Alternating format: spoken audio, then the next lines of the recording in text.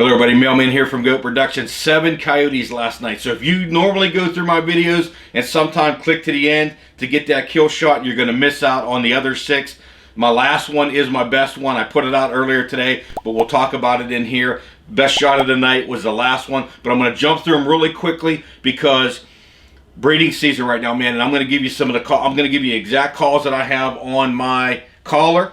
I'm going to tell you what I use, and you're just going to go out there and hopefully it makes you more successful. I'm trying to get you out there with budget equipment, scanners, the sounds that I use. I want you to go out there. There's enough coyotes to go around, man. Nobody's going to take all of them, and we're going to get you out there. I'm going to go through all these really quickly. I appreciate you watching. We're just going to go number 1. I'm driving down there, and one of the good things, I looked on the webpage, and when I was driving down there, that moon, it wasn't much of a moon, but it was dropping right below the horizon.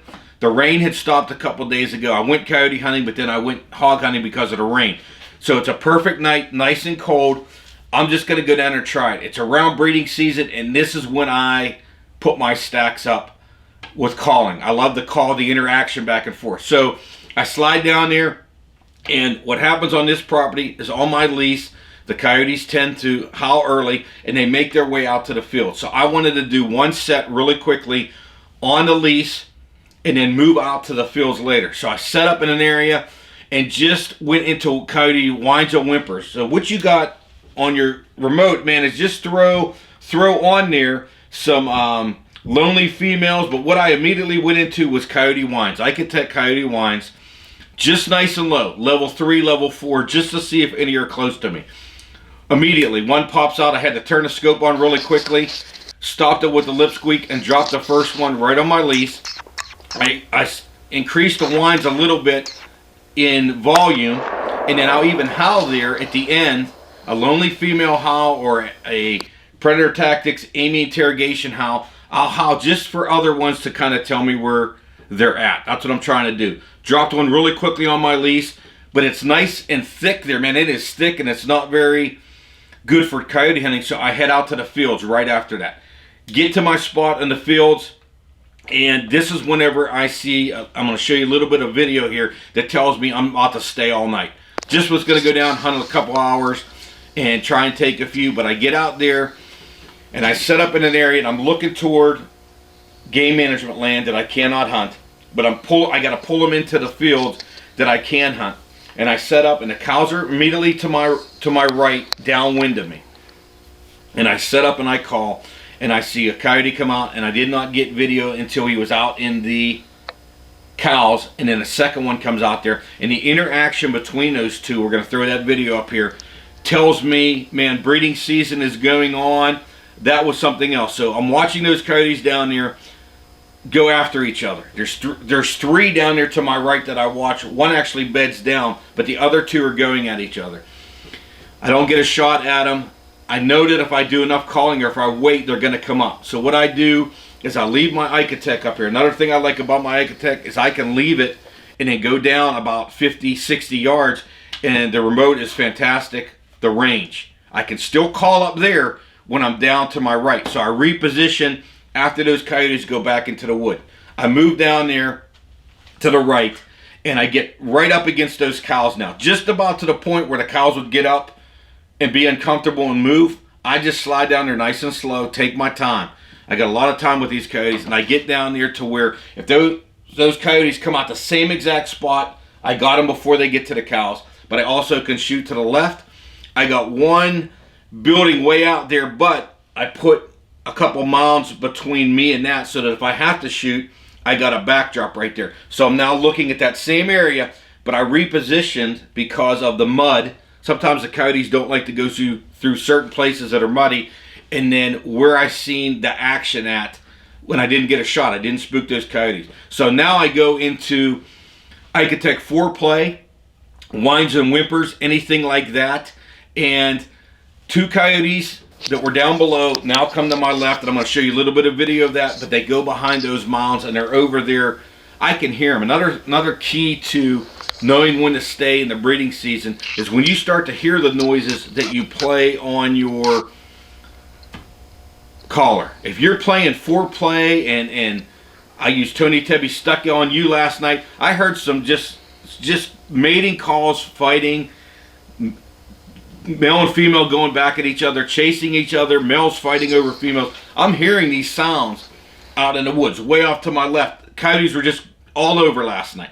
Those two are behind the mound, and the scope was pointed straight out at that woodline still, because I'm still scanning. I'm scanning to the left, and I look over, and there's another one standing there at the woods, watching the other two. I leave my recorder on, pointing at it as I'm scanning, and I'm going to try and pull up the video. Two of them are out there now. So I got two coyotes to my left now, two coyotes watching these two, and I have a bedded coyote about 250 yards out to my right from the original three. So I got coyotes all over the place. It's just a matter of when can I take that shot, when can I drop the one, slam dunk, and then go after the other ones and try and plan. So I'm sitting there waiting, scanning. Male moves out here perfectly, out into the lane, slam dunk. So I slide at that one. Boom, drop the male right there, and now I'm waiting for a reaction. I think in my video you're going to see me swing to where the two were to see what they did. They were gone. Looked over with my scanner, and it's where I always pick up my scanner after a shot. Bedded one is up and looking, but he's still over there sitting down, and I'm watching for the one to the left. The other one to the left is a slam dunk too, if I can get it to stop. Instead of going back toward the woods, it comes down in the woodlot beside me and comes right at me, nice and slow, and gets behind those mounds to where I have a nice shot, nice safe shot going into the dirt. I know that my bullet is not going to travel out of there. I drop a double to my left out of the two that I originally seen down in the cows. So they had looped back up around, and I dropped those two. I go back up to my call, take some pictures, get ready, and I decide, because there's so much action, I decide to get back up and stay right there just to see if I can call one in. Last ditch effort to call one in, and I put on Stuck on You. Tony Tebby Stuck on You. I had a male and a female running around.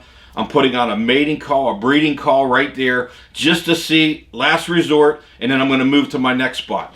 And I'm watching the wood line in front of me again, and one backdoors me at about 15 to 20 yards, comes up to my right, and you'll see me turn, and he knows something's up, but he goes out there to the right, and I Texas heart shot him, and he does take a little bit of a run, and I shoot again, and I roll him, and I drop my next coyote right there. So I got, what, 4 down now, sitting on that side right there. Take a picture of that one, get rid of the coyotes, and I head over to another field that borders my lease. Now we go back in there, and I'm just building on what I've done earlier.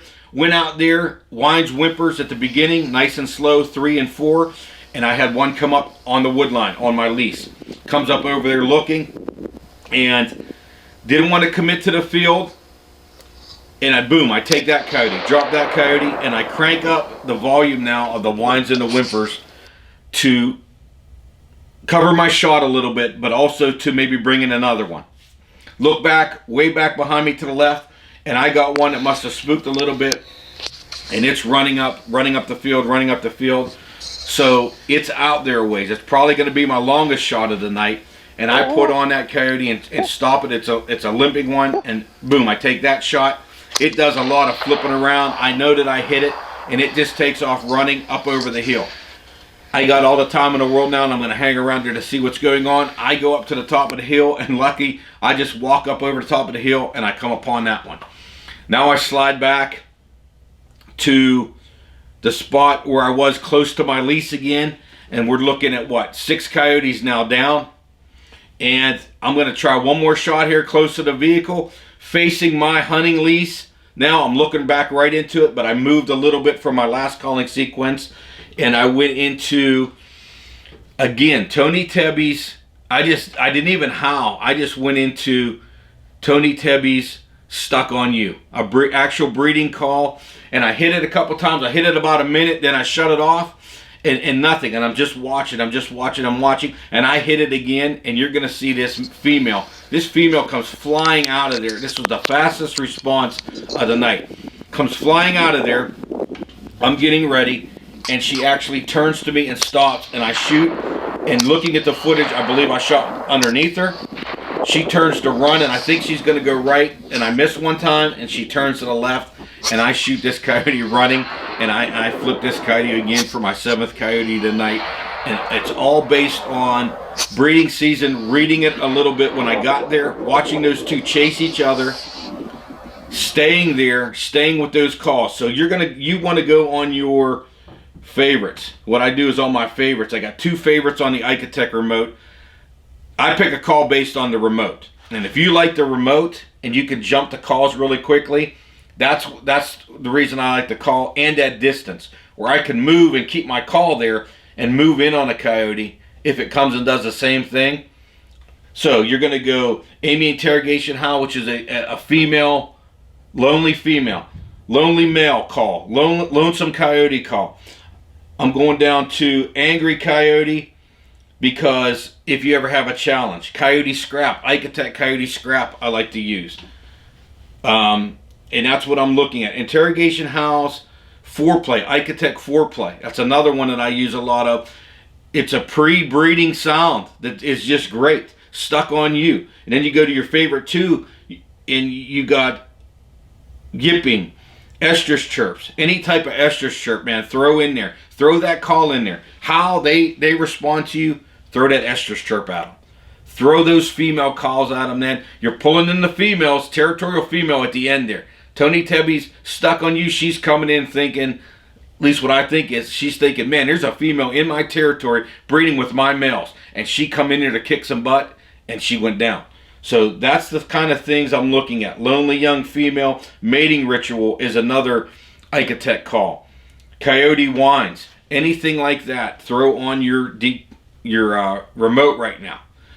The big thing about calls that I believe is those calls are not going to work all year. You throw those out at the wrong time of the year, you're not going to see anything. You're not going to get any responses.